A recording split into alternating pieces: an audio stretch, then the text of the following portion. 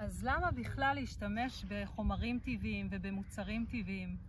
כל אישה בהיריון יודעת שברגע שהיא יודעת על ההיריון היא מתחילה לחקור וללמוד ולחפש מה כיסא הבטיחות הטוב ביותר, איזה מיטה הכי באופנה, איזה עגלה תעזור לה לעבור את הימים שאחרי.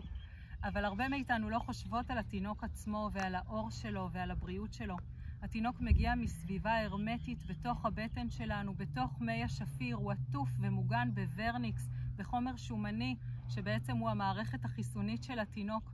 כשהוא נולד לאוויר העולם, הוא נחשף בעצם להרבה מאוד רעלים, רעשים, אור, תאורה חזקה, דברים שלא היו לו בסביבה המימית.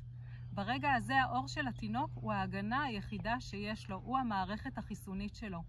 במוצרים קונבנציונליים כמו שמן תינוקות מינרלי, זה בעצם נפט שעבר כמה זיכוכים בסודה קאוסטית, בחומרים כימיים, וברגע שהוא שקוף ונטול ריח קוראים לו שמן תינוקות, זה בקוסמטיקה הקונבנציונלית.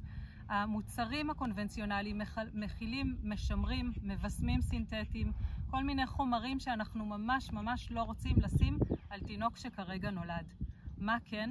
לטבע יש שפע של בריאות, שפיות, מינרלים, חומרים פעילים מזינים לאור של התינוק.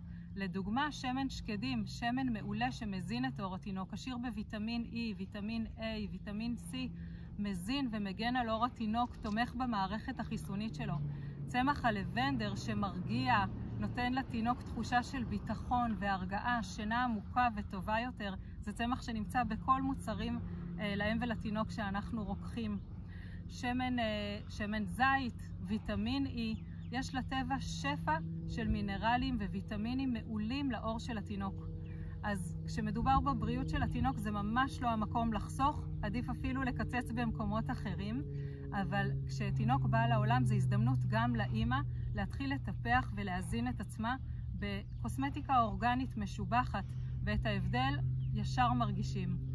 אז מוזמנים להכיר את סדרת המוצרים שלנו לאם ולתינוק בחודש הזה, חודש הריון ולידה, יחד עם טיפים ומלא מידע עשיר ומגוון ומעניין לנשים בזמן הריון, לידה ובכלל בתקופת האימהות, ושיהיה לנו חיים בריאים, שפויים ומלאי טבע ויופי.